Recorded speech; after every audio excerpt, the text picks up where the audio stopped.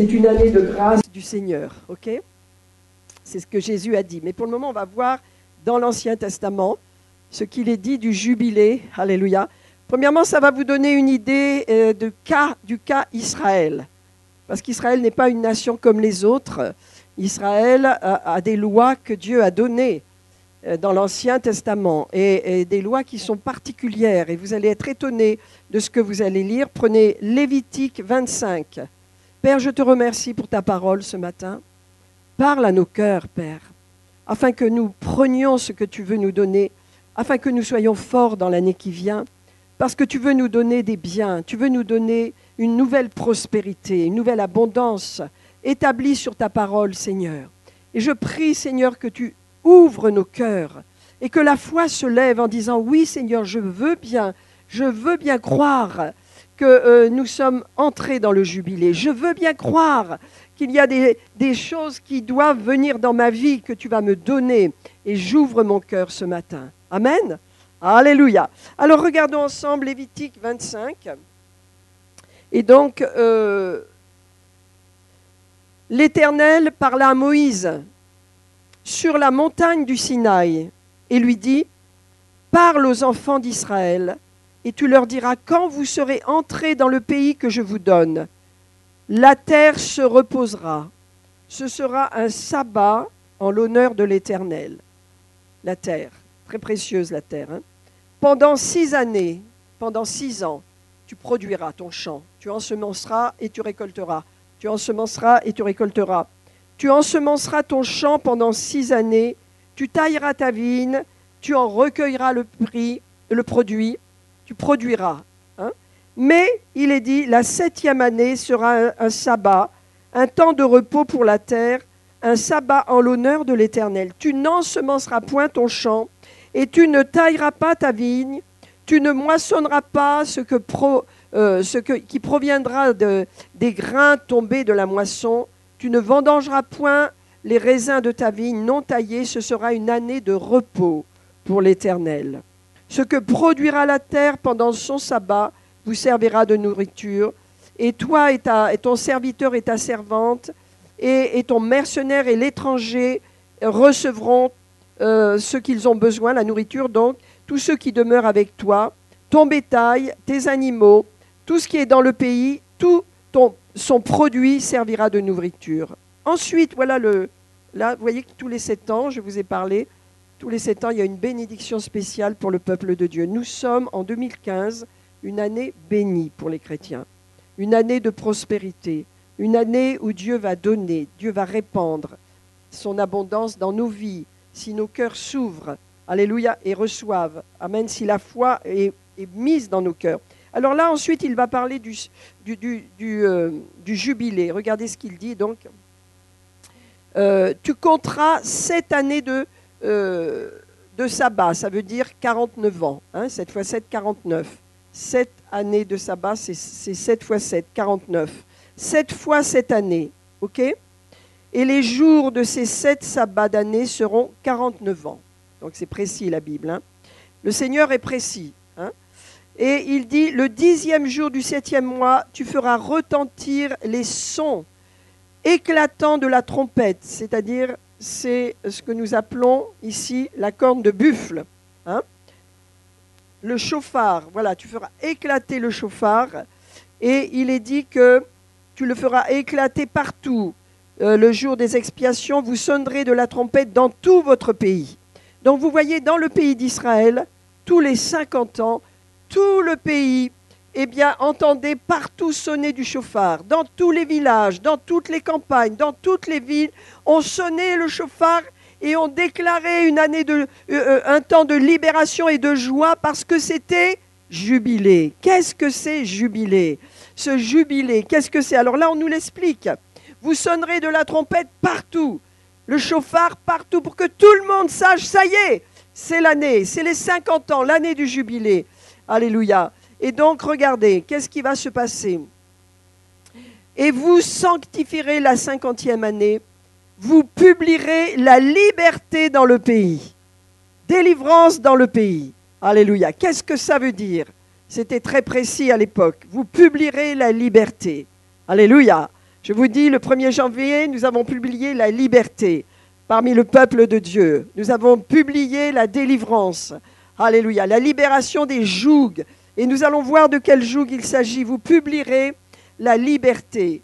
Alléluia. La liberté dans le pays pour tous ses habitants. Là, il n'est plus question les bons, les pas bons, les biens, les mal, les mauvais, les ci, les ça. Non, pour tous ses habitants. Tout le monde qui croit en Jésus, qui croit en Dieu, alléluia, recevra cette bénédiction, qui croit en l'Éternel. Hein. Et ce sera pour vous le jubilé.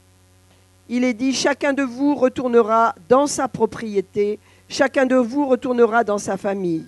La 50e année sera pour vous le jubilé. Vous ne sèmerez point, vous ne moissonnerez point, et les champs produiront de même. Alléluia. Et vous ne vendangerez point la vigne non taillée, car c'est le jubilé. Vous le regarderez comme une chose sainte. Vous mangerez le produit de vos champs. Dans cette année de jubilé, chacun de vous retournera dans sa propriété. Et si vous vendez à votre prochain, etc. Bon, ça, je vais le passer, tu achèteras. Ensuite, aucun de vous ne trompera son prochain. Tu craindras l'Éternel, car je suis l'Éternel, votre Dieu. Mettez en pratique et observez ces ordonnances, et vous habiterez en sécurité. Le produit donnera ses fruits. Le pays donnera ses fruits. Vous mangerez à satiété, vous y habiterez en sécurité. Si vous dites, que mangerons-nous la 7e année? Je vous accorderai, dit l'Éternel, ma bénédiction la 6e année, et elle vous produira pendant 3 ans. Vous sèmerez, etc. Voilà. Qu'est-ce que c'est le jubilé? Le jubilé, c'est un temps de libération, de liberté dans le pays. Qu'est-ce qui se passe? Vous savez, à cette époque, les gens pauvres ou les gens qui n'avaient plus de revenus vendaient leurs maisons, vendaient leurs biens, vendaient leurs champs. Quelquefois, ils étaient si pauvres qu'ils allaient devenir les serviteurs des gens plus riches d'Israël. Or, la 50e année, qu'est-ce qui se passait? Il fallait restituer. Si vous aviez acheté la maison d'une personne, n'est-ce pas? Vous en profitiez pendant 50 ans, mais la 50e année, ça lui était restitué. Réfléchissez. C'est une loi en Israël, parce que la terre appartient au Seigneur. Et la terre, donc, personne n'en est vraiment le propriétaire. Tous les 50 ans, il y avait restitution. Tu as produit dans ce champ que tu as acheté à ce pauvre-là, tu as acheté ce champ, il a produit 50 ans, maintenant tu lui rends, parce que c'est le jubilé.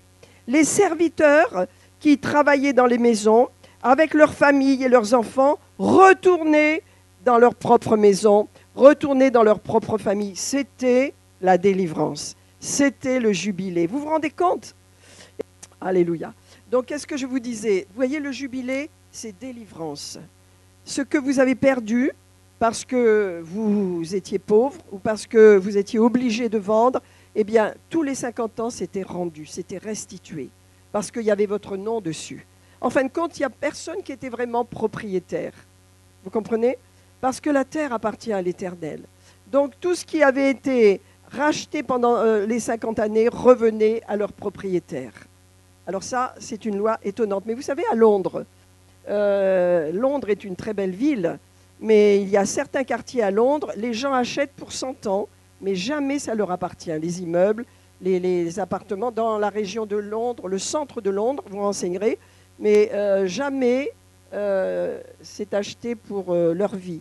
Tous les 100 ans, ils rendent, ils restituent à la ville. Donc vous voyez, il y a des lois comme ça. Mais en tous les cas, pour Israël, c'était une loi. Donc c'était une grande bénédiction parce qu'il y avait des gens qui étaient devenus esclaves, parce qu'ils n'avaient plus rien, et ils habitaient avec leurs enfants, ils avaient fait leur vie pendant 50 ans dans la maison de leur maître, parce que nous sommes dans le monde de l'Antiquité, là. Hein. Eh bien, qu'est-ce qui se passait? Le jubilé, le maître les renvoyait. C'était son devoir. Ils retournaient dans leur famille, ils retrouvaient leur identité. Vous voyez? Donc c'est extraordinaire. Le jubilé, c'est un temps de délivrance et de restauration pour tout ce qui vous appartient. Parce qu'il y a des choses qui vous appartiennent que vous ne connaissez pas et qui portent votre nom, que Dieu veut vous restituer pour le jubilé. Regardez encore un petit peu plus loin. Si ton frère, dans tout le pays dont vous aurez la possession, vous établirez le droit de rachat sur les terres, verset 24. Si ton frère devient pauvre et vend une portion de sa propriété, Celui qui a le droit de rachat, son plus proche parent, viendra et rachètera ce qu'a vendu son frère. Si un homme n'a personne pour le droit de rachat, qu'il se procure lui-même de quoi faire son rachat. Et donc, vous avez toutes sortes d'explications. Au verset 29, si un homme vend une maison d'habitation dans une ville entourée de murs, il aura droit de rachat jusqu'à l'accomplissement d'une année de vente. Mais si cette maison est située dans une ville entourée de murs, etc. Bien, les maisons des villages non entourés de murs seront considérées comme des fonds de terre. Elles pourront être rachetées. Quant aux villes des Lévites et aux maisons qu'ils y posséderont, ils auront droit perpétuel de rachat, etc. Les champs situés, verset 34, autour des villes des Lévites ne pourront être vendus, ils en ont possession. Si ton frère devient pauvre et que sa main fléchisse devant toi, tu le soutiendras. Tu feras de même pour celui qui est étranger, qui demeure dans le pays, afin qu'il vive avec toi. Tu ne tireras point d'intérêt, ni usure, tu craindras ton Dieu, et ton frère vivra avec toi. Tu ne lui prêteras point ton argent à intérêt, tu ne lui prêteras point tes vivres à usure. Je suis l'Éternel ton Dieu, qui vous ai fait sortir du pays d'Égypte pour vous donner le pays de Canaan, pour être votre Dieu. Si ton frère devient pauvre près de toi et qu'il se vende à toi, tu ne lui imposeras point le travail d'un esclave. Il sera chez toi comme un mercenaire. Mais il est dit, il sera à ton service jusqu'à l'année du jubilé. Verset 41, il sortira alors de chez toi, lui et ses enfants avec lui, et il retournera dans sa famille. Vous voyez ? Car ce sont mes serviteurs que j'ai fait sortir du pays d'Égypte. Ils ne seront point vendus comme on vend des esclaves. Amen. Tu ne domineras point sur lui avec dureté, tu craindras ton Dieu. C'est des nations qui vous entourent que tu prendras ton esclave. Amen. Etc. Donc vous voyez, Jubilé, c'était un événement. Tous les 50 ans, il y avait des familles qui étaient complètement bouleversées et il y avait des choses qui revenaient dans les familles. Ça veut dire que le pays d'Israël, dans ce pays, Dieu ne voulait pas que les pauvres restent pauvres. Et c'est pourquoi il établissait cette loi. Quand on est pauvre, on vend ce qu'on a, en tous les cas à cette époque, okay. Il n'y avait pas d'autre moyen, ou on se vend chez les autres pour travailler. Et donc, tous les 50 ans, restitution. Tu retournes dans ta famille, tu as acquis des biens, tu as travaillé, ok, tu as acquis de l'argent, maintenant tu retournes dans ta famille. Parce que tout est restitué. C'était puissant cette loi. Et donc en Israël, il y a beaucoup de choses qui se font encore comme cela. Il y a en tous les cas pour les champs, je sais que tout ce qui est production, ils arrêtent de produire tous les 7 ans. Ils font reposer la terre, ce que nous ne faisons pas dans nos pays. La terre produit. Donc, vous voyez, c'est une loi que Dieu a établie. Alors maintenant, qu'est-ce qu'il est dit au niveau de notre Dieu ? Regardez maintenant dans un passage de l'Écriture, dans Ésaïe 61. On va prendre quelques passages de l'Écriture. Ésaïe 61. Qu'est-ce qu'on nous dit dans Ésaïe 61 ? Vous voyez, c'est prophétique. Ésaïe, le prophète, est le prophète par excellence que nous appelons messianique, parce que c'est lui qui a parlé le plus de Jésus, de sa venue. Et c'était 7 siècles avant la venue de Jésus. Et regardez ce qu'il est dit. L'Esprit du Seigneur est sur moi. L'Esprit du Seigneur, l'Éternel, est sur moi, car l'Éternel m'a oint pour annoncer de bonnes nouvelles aux malheureux. Il m'a envoyé pour guérir ceux qui ont le cœur brisé, pour proclamer aux captifs la délivrance et aux prisonniers, aux captifs la liberté, et aux prisonniers la délivrance, pour publier une année de grâce de l'Éternel. L'année de grâce, ça veut dire le jubilé. Ça veut dire Dieu fait grâce. Dieu libère. Alléluia. Et donc on se dit, comment ça se fait qu'à cette époque, il y a plus de 800 ans à peu près, eh bien, les Juifs pratiquaient le jubilé et que là, on nous annonce quelque chose de plus important encore.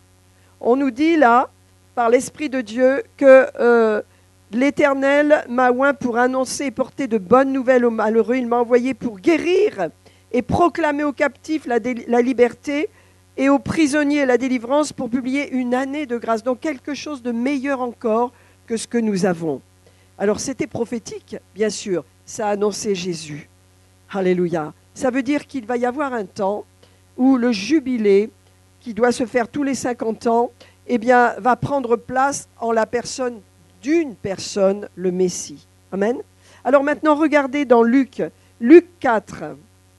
Qu'est-ce que c'est le jubilé? Une année de liberté, une année de délivrance et une année où l'on reprend, récupère tout ce que l'on a perdu parce qu'il y a eu de la pauvreté dans les familles, il y a eu des manques. Et donc les gens ont dû aller travailler chez les autres, se vendre comme esclaves. Ils ont dû perdre leurs biens. Ils ont perdu beaucoup de choses. Et ils ont été rachetés, ces biens. Eh bien, tous les 50 ans en Israël, restitution. On te rend tes biens. On te rend. Et en 50 ans, Dieu sait si les choses changent. Les gens changent. OK. Donc c'était une loi de protection pour le peuple de Dieu. Regardez maintenant ce que Jésus a dit dans Luc chapitre 4. Luc, l'évangile de Luc. Vous êtes avec moi ce matin? Alléluia, je prie que votre foi se lève comme la mienne. Alléluia, parce que, alléluia, il y a quelque chose que nous devons prendre en ce mois de janvier. Il y a quelque chose que nous devons saisir pour notre propre vie. Alléluia. Qu'est-ce que fait Jésus là? Jésus va en Galilée revêtu de l'Esprit, chapitre 4, ok? Et il va à Nazareth, là où il a été élevé. Là où il a vécu avec sa famille, là où il y a cette petite synagogue, là où il y a tous les gens qui l'ont connu, parce qu'il était, charpentier avec son père Joseph, qui n'est pas son père géniteur. On sait que Jésus vient du Saint-Esprit, ok, et que Marie l'a porté, mais que c'est le Saint-Esprit qui l'a formé dans le sein de Marie. Donc il connaît tout le monde. C'est une petite communauté rurale. Il y a les gens qui ont leurs troupeaux, il y a les gens qui ont des fermes. C'est vraiment une petite île, j'y suis allée dernièrement, et c'est vraiment une petite communauté rurale, toute simple. Jésus se rend en Galilée, il se rend à Nazareth, où il avait été élevé, nous dit-on. Vous avez le verset 16 avec moi, Luc 4, verset 16. Il se rendit à Nazareth, où il avait été élevé, et selon sa coutume, selon son habitude, c'était un rabbin, c'était un rabbi, c'était un maître, selon sa coutume, il entra dans la synagogue le jour du sabbat. Et il se leva pour faire la lecture, la Bible, bien sûr, l'Ancien Testament. Il lisait l'Ancien Testament dans la synagogue. Et il dit là, on lui remit le livre du prophète Ésaïe. L'ayant déroulé, c'était un rouleau, hein. Vous allez dans une synagogue aujourd'hui, vous verrez le rabbin qui lit dans les rouleaux. Hein, pas comme nous, on a notre Bible, ils gardent cette façon de faire, leur loi, la Torah. Hein. Donc il le lisait. On lui remit le livre du prophète Ésaïe. L'ayant déroulé, il trouva l'endroit où il est écrit. Donc c'est quoi? C'est Ésaïe 61 que nous venons de lire. Et Jésus le proclame dans cette synagogue. Mais il sait qu'il parle de lui. Et que Ésaïe prophétiquement parlait de lui. La Bible est prophétique. Et tout ce que Jésus a accompli et fait était déjà prophétisé dans l'Ancien Testament. Alléluia. Donc regardez ce qu'il va dire. L'Esprit du Seigneur est sur moi. C'est Jésus qui parle.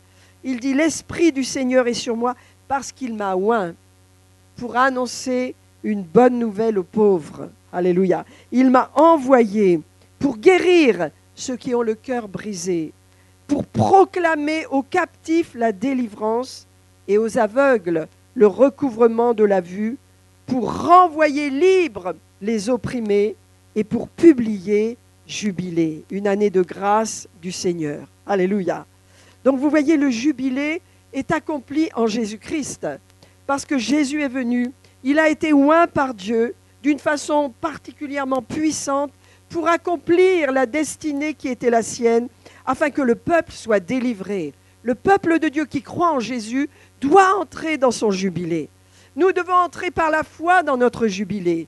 Et notre jubilé consiste en beaucoup de choses. Quand nous le regardons, nous voyons que le Seigneur a oint Jésus pour qu'il annonce une bonne nouvelle. Qu'est-ce que c'est cette bonne nouvelle? Cette bonne nouvelle aux pauvres. Alors ce n'est pas uniquement les pauvres qui n'ont pas d'argent ou pas de biens, c'est les pauvres qui n'ont pas la connaissance de Dieu. Lorsqu'on n'a pas Christ, on est pauvre. Lorsqu'on n'a pas la connaissance, on est démuni de tout. Lorsqu'on ne connaît pas le sens profond de l'Écriture et la beauté de l'Évangile, on est perdu, aveugle, dans les ténèbres. Mais regardez ce qu'il dit là. L'Esprit du Seigneur est sur moi, dit Jésus, parce qu'il m'a oint pour annoncer une bonne nouvelle aux pauvres, à tous ceux qui se sentent faibles et perdus dans ce monde. Et il dit, il m'a envoyé, voilà le jubilé. Le jubilé, c'est guérir ceux qui sont malades. Si vous êtes malade aujourd'hui, vous avez droit à la guérison. C'est le pain des enfants. Le Seigneur guérit nos corps. Il nous rend des forces. Il nous donne de la force pour l'année 2015, pour guérir ceux qui sont malades et qui ont le cœur brisé. Et combien il y a des cœurs brisés dans notre société. Combien les gens sont brisés, les familles sont brisées. Tant de divorces, tant de familles blessées. Vous voyez, Jésus est venu pour restaurer les cœurs. Jésus n'est pas un juge. Il ne juge pas les gens qui passent par les divorces, par les erreurs, par les blessures. Il vient pour guérir les cœurs. Il s'occupe des cœurs, le Seigneur. Alléluia, il s'occupe des gens blessés. C'est son but, c'est pourquoi il annonce une bonne nouvelle. Vous qui êtes blessés, le Seigneur veut vous guérir. Alléluia, il ne veut pas vous accuser, ni vous mettre le nez par terre sur vos erreurs ou vos problèmes. Il veut premièrement vous guérir et vous restaurer. C'est jubilé, je vous le dis. Alléluia. Et donc il déclare, voilà, je suis venu pour cela, pour guérir ceux qui ont le cœur brisé, pour proclamer aux captifs la délivrance. Lorsqu'il y a délivrance, alléluia, ça veut dire qu'il y a de l'esclavage. Ça veut dire qu'il y a des gens qui sont enfermés dans leur esclavage. Là, bien sûr, c'est spirituel. Le Seigneur dit tous ceux qui sont esclaves, sous des choses occultes, sous des œuvres de ténèbres, esclaves de toutes sortes de choses, je leur ordonne et je crie qu'ils soient délivrés dans le nom de Jésus. Je suis venu, dit Jésus, pour proclamer la délivrance, pour crier. Proclamer veut dire parler à voix forte. Alléluia. Sois délivré, mon frère, ma soeur. Je libère cette délivrance dans ta vie. Alléluia. Délivrance de la pauvreté, délivrance de la maladie, délivrance du joug de l'adversaire, délivrance de la peur, délivrance de l'angoisse, délivrance du manque, délivrance des malédictions héréditaires, délivrance dans le nom de Jésus. Alléluia, alléluia. Amen. Il m'a envoyé pour guérir et pour proclamer aux captifs la délivrance, aux aveugles le recouvrement de la vue. Nous proclamons, alléluia, que les aveugles voient dans le nom de Jésus, que les aveugles physiques voient dans le nom de Jésus. En cette année 2015, nous proclamons délivrance de toute cécité. Alléluia. Et nous proclamons également la délivrance de ceux qui sont aveugles spirituellement. Amen. Il y a tant d'aveuglement dans notre monde. Alléluia. La Bible nous dit que le diable aveugle les gens afin qu'ils ne voient pas briller la splendeur de l'évangile de Christ. Merci Seigneur parce qu'un jour nous avons vu briller cet évangile. C'est un privilège. Un jour il a brillé devant nos yeux. Nous avons compris que Jésus est notre sauveur personnel. Nous l'avons accepté et notre vie a été changée. Alléluia. Alléluia. C'est ça être chrétien. C'est recevoir le salut que le Seigneur nous offre par grâce. Ce n'est pas un salut établi sur nos mérites. Ce n'est pas un salut établi sur ce qu'on fait de bien ou de mal. C'est un salut qu'on reçoit parce qu'on est pécheur. Parce que tous les hommes sont nés pécheurs. Mais quand Jésus-Christ, ils sont transformés, changés, que le péché n'a plus d'effet sur nous parce que nous avons reçu le pardon de Christ en Jésus-Christ. Nous sommes changés. Quel cadeau, quel privilège d'être chrétien. C'est une bonne nouvelle. Jésus sur la croix a porté notre péché. Jésus est mort pour notre péché, pour ce qui nous séparait de Dieu. Nous avons chanté, nous avons même écouté en espagnol « Santo, Santo », Saint est le Seigneur. Nous l'avons chanté aussi, Dieu est saint. C'est pourquoi Jésus est venu. Il vient de Dieu. Il n'est pas un homme comme vous et moi. Il n'est pas né comme vous et moi. Nous sommes nés d'un père et d'une mère. Lui, il est né de Dieu. Il vient de Dieu. Et Marie a accepté de le porter dans son sein, mais c'est l'Esprit de Dieu qui l'a suscité. Il est Dieu. Amen. Il est Dieu. Il n'est pas un prophète. Il n'est pas un homme comme tout le monde. Il vient, il est le Messie. Alléluia. Et parce qu'il est le Messie, il a eu la puissance de nous délivrer du péché et de nous réconcilier avec Dieu le Père. Le ciel est ouvert sur nous. Dans la prière, le ciel est ouvert. Nous n'avons pas un ciel de plomb où on se demande est-ce que Dieu m'entend, est-ce qu'il m'entend. Non, le ciel est ouvert sur nous. Quand nous prions, nous savons que Dieu nous entend. Nous savons que nos paroles sont entendues. C'est du cœur à cœur avec Dieu. Alléluia. Alors que dit Jésus là? Il dit, l'Esprit du Seigneur est sur moi. Il m'a envoyé pour guérir, pour proclamer aux captifs et aux aveugles le recouvrement de la vue. Alléluia. Pour renvoyer libres les opprimés. Puissance de liberté. Alléluia. Dans le jour du Seigneur. Alléluia. Vous qui croyez en Jésus, vous avez cette puissance de délivrer, de libérer tous ceux qui sont opprimés. Et vous savez que cette société, elle génère beaucoup d'oppression, beaucoup d'oppression. Hein? J'écoutais qu'à cause des événements qui se sont passés le 9 janvier, eh bien, l'achat de tranquillisants en France a grimpé de je ne sais plus combien de pourcents. Ça prouve l'état mental des gens. Ils ont peur.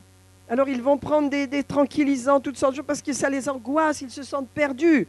Alléluia. Bien sûr que nous, ça nous a attristés. Ça nous a fait beaucoup de peine, ce qui s'est passé.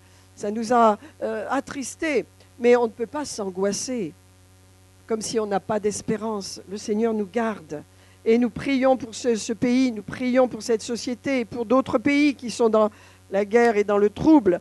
Nous prions pour les chrétiens persécutés, nous prions. Tant que nous prions, nous ne pouvons pas avoir peur de quoi que ce soit. Mais si nous ne prions pas, si l'Église n'est pas sérieuse avec son appel de protéger, de délivrer les opprimés, de tenir dans la prière, alors l'Église aura à rendre compte au Seigneur. Amen. Alléluia. Alors le Seigneur déclare, regardez, Alléluia, pour proclamer aux captifs la délivrance, aux aveugles le recouvrement et renvoyer libres les opprimés. C'est notre appel à nous maintenant. Renvoyer libres les opprimés pour également publier une année de grâce du Seigneur. Et là, qu'est-ce que c'est? C'est le jubilé. Pour publier une année de grâce. Ça veut dire c'est jubilé. Frères et sœurs, entrons dans cette pensée. Que tout ce qui nous a été volé, que tout ce qui vous avez perdu, peut-être votre famille, dans le passé, vos grands-parents peut-être avaient des biens, des choses et vous avez perdu parce que la pauvreté s'est attachée à vous. Nous sommes dans le jubilé. Commencez à croire, Seigneur, je prie, restitution. Je crois que tu vas restituer tout ce qu'on m'a pris, tout ce que j'ai perdu, tout ce que ma famille a perdu. Je dis restitution. Parce que c'est jubilé.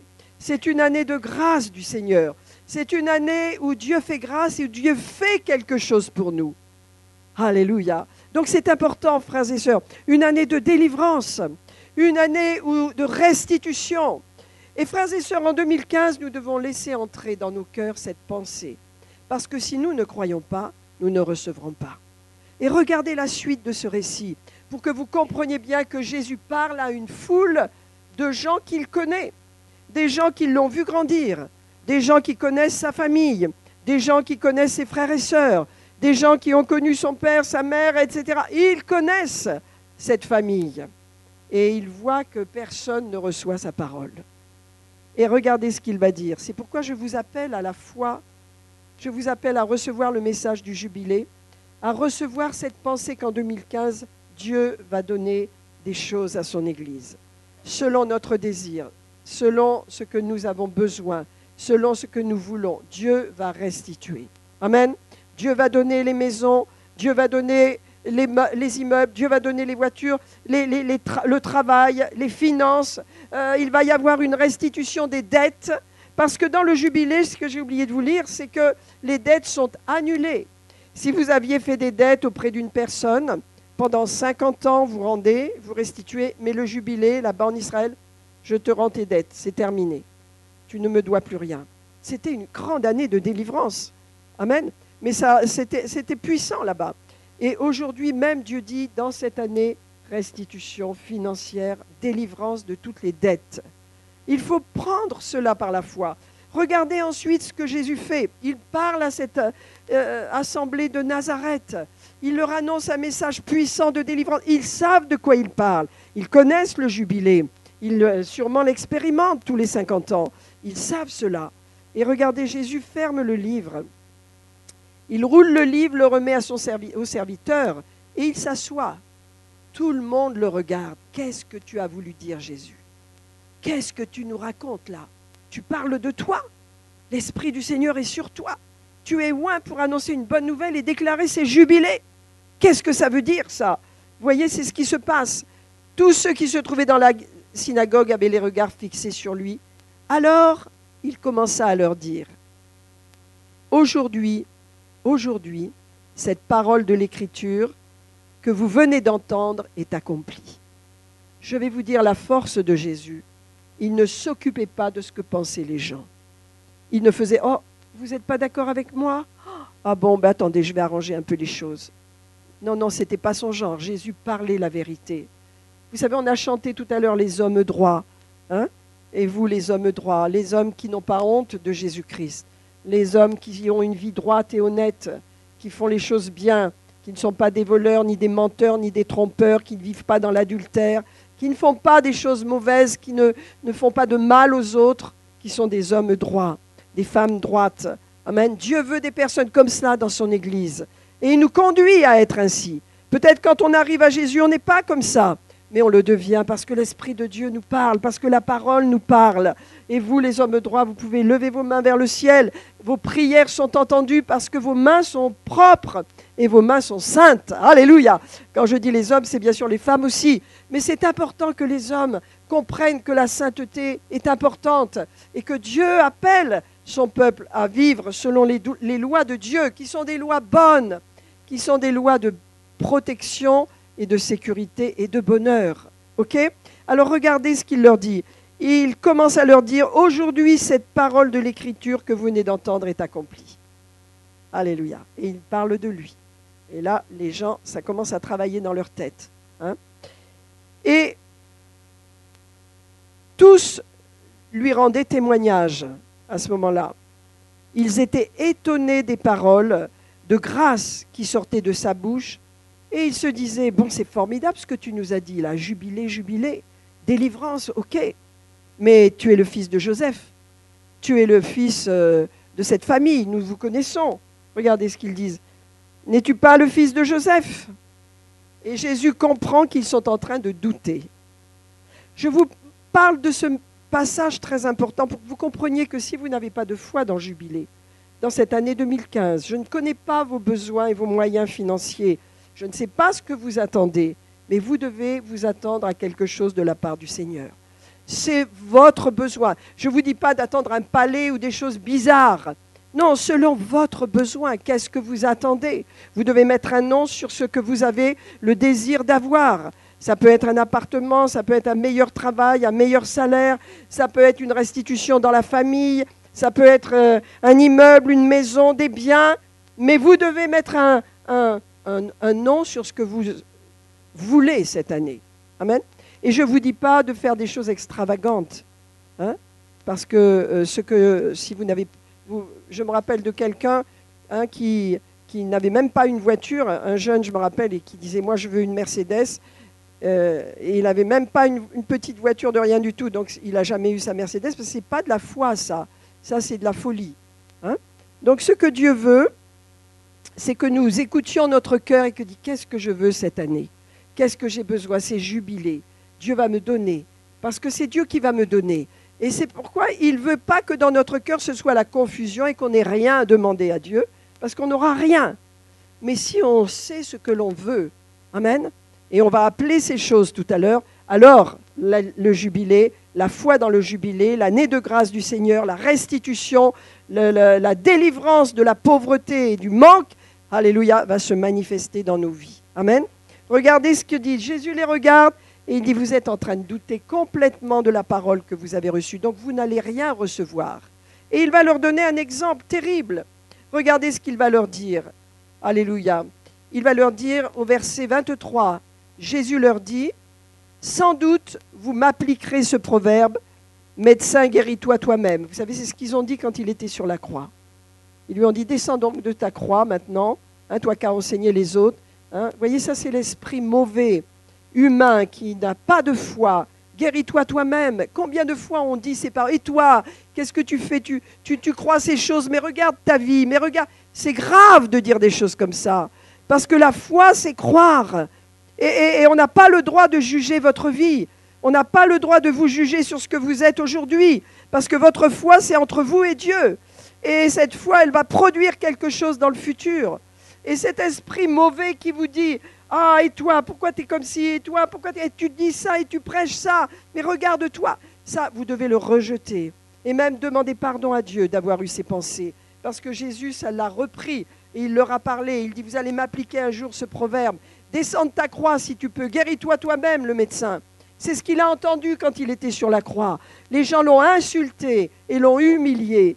Mais regardez, et il dit, mais guéris-toi toi. Mais vous me direz, fais ici et vous me direz, fais ici dans ta patrie tout ce que nous avons appris que tu as fait à Capernaum.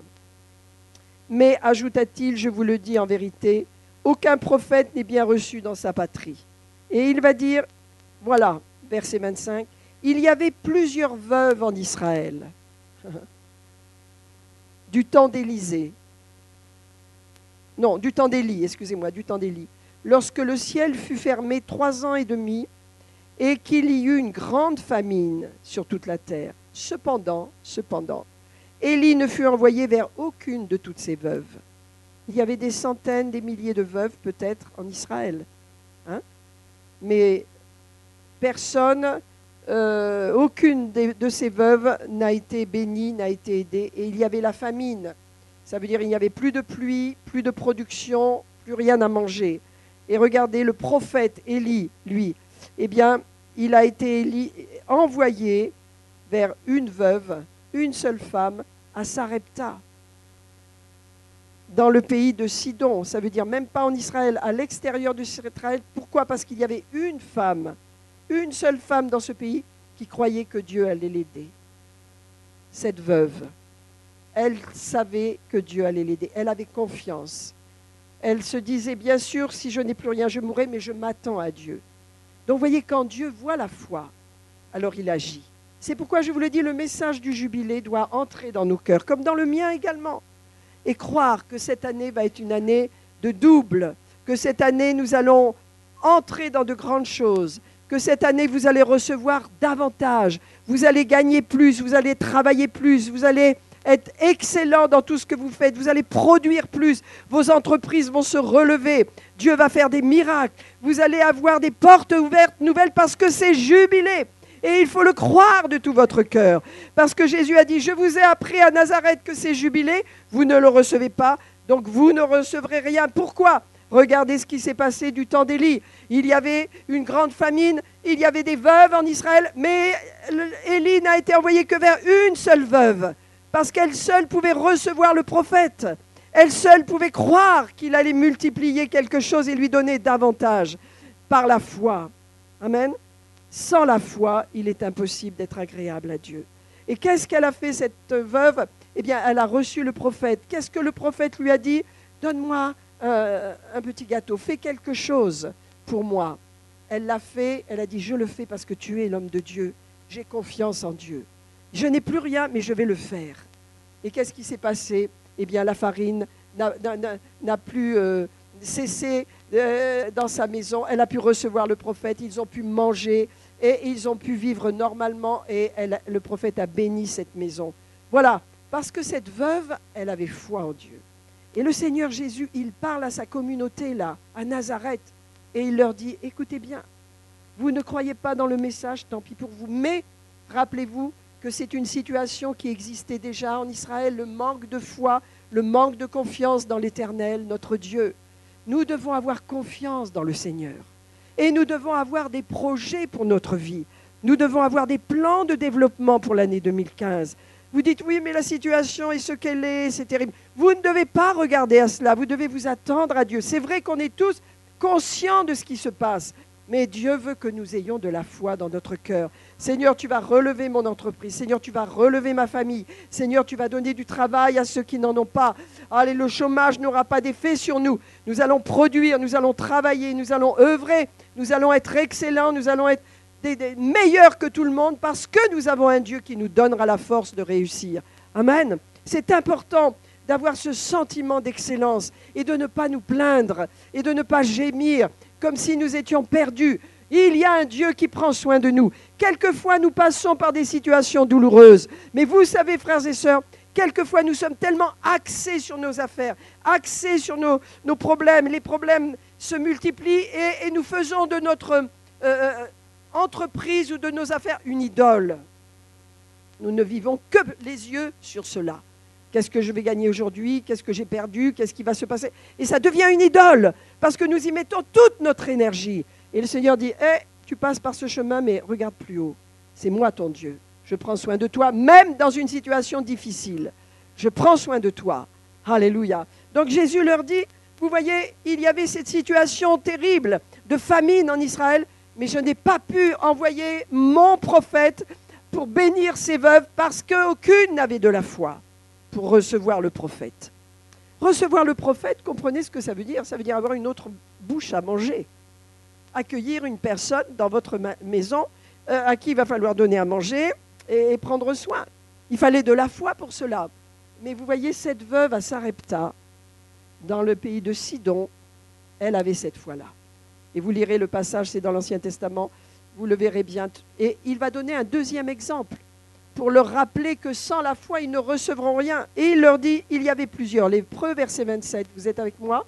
Je vais m'arrêter là, bien sûr, je vais bientôt terminer. Il y avait plusieurs lépreux en Israël du temps d'Élisée, le prophète. Et cependant, aucun d'eux ne fut purifié, si ce n'est Naaman, le Syrien. Et vous connaissez l'histoire de Naaman?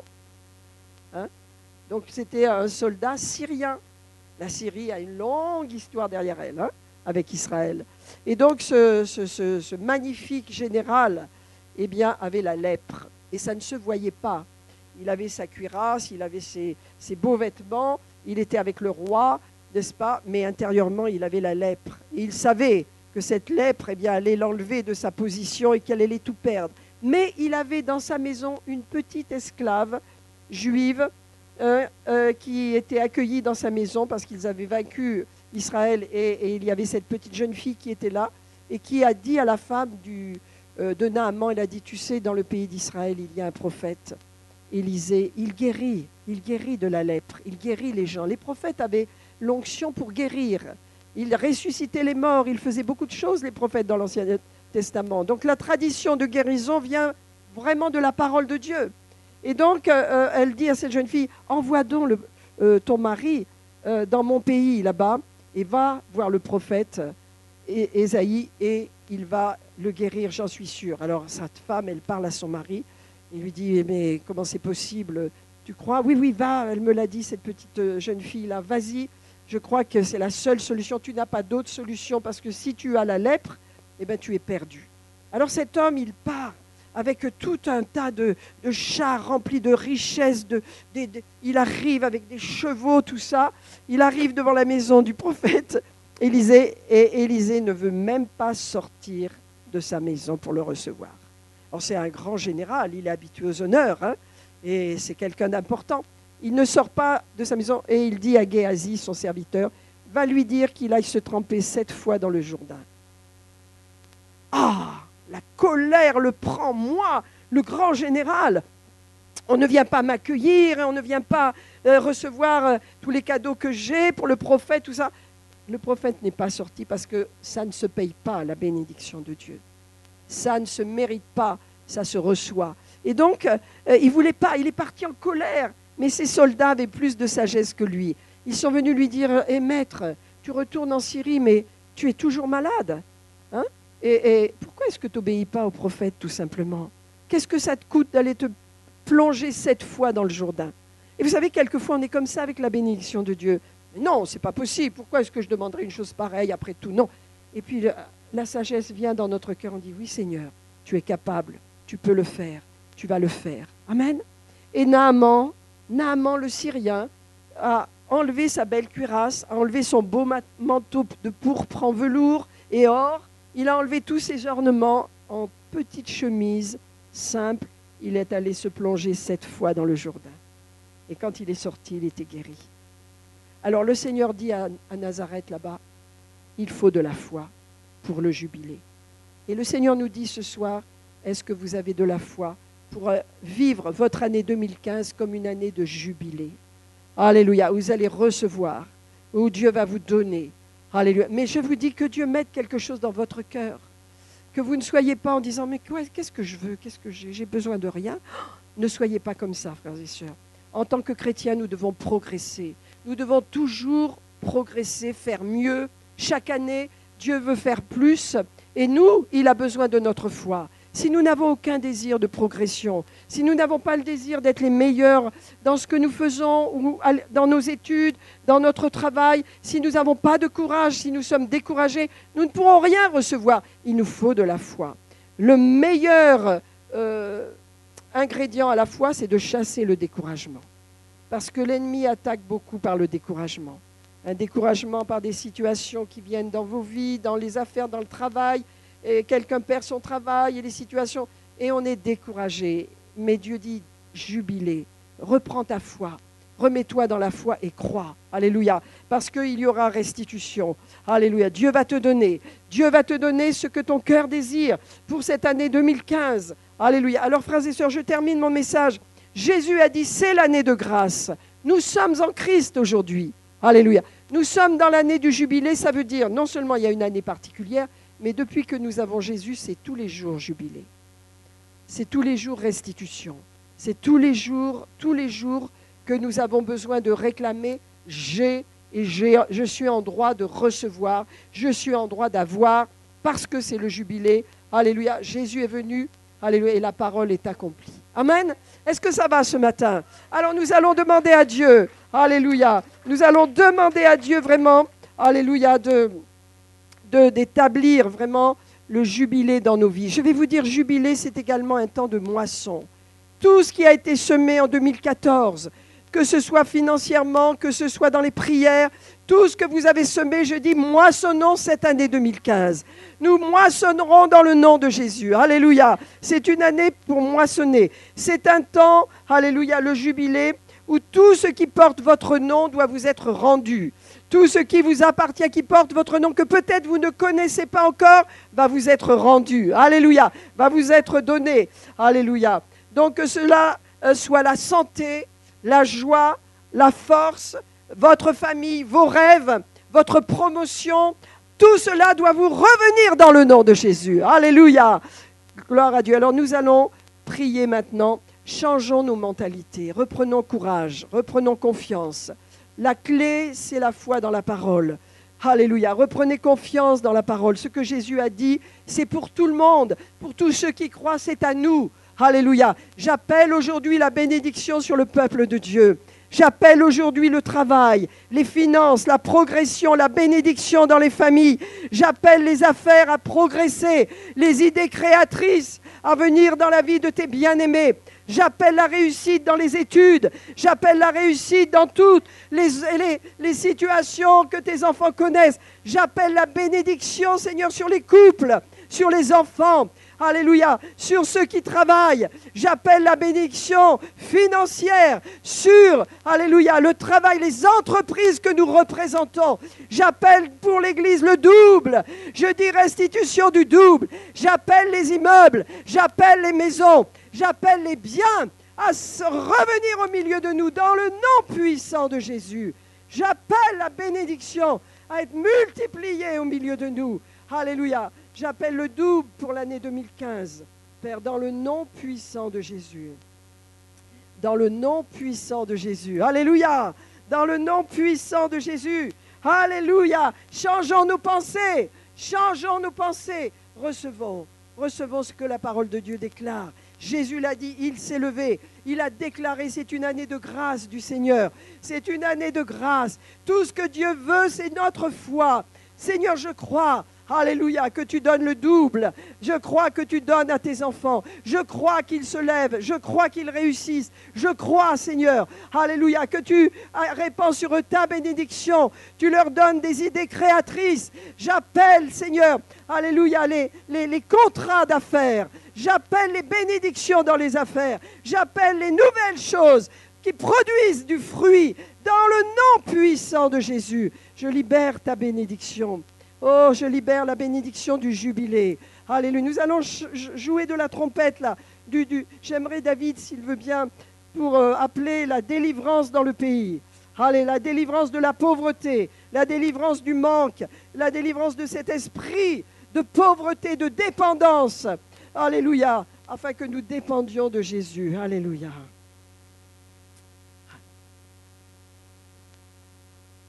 Merci Seigneur.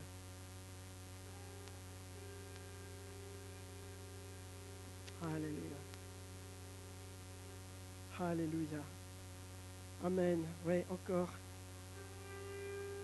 Alléluia.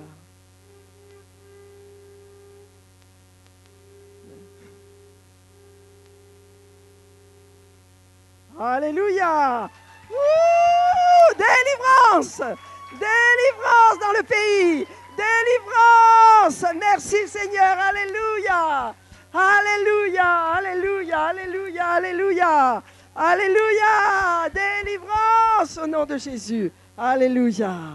Est-ce que vous recevez ce matin? Est-ce que vous recevez?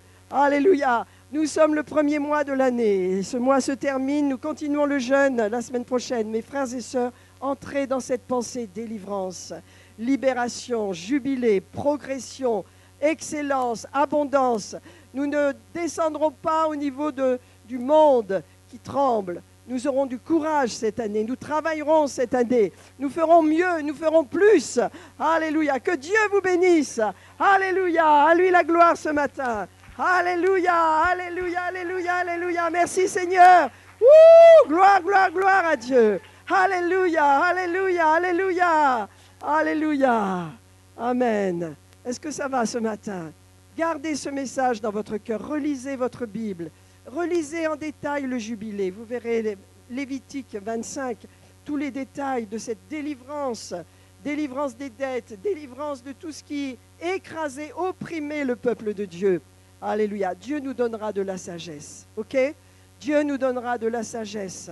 Ce n'est pas le moment de s'endetter. Ce n'est pas le moment, vous savez, de prendre des emprunts qui vous écrasent, vous ne pouvez plus, vous êtes obligé vous perdez un emploi et vous êtes obligé de rembourser, vous y perdez votre foi et votre corps. C'est le temps de recevoir de Dieu et d'avoir de la sagesse. Amen.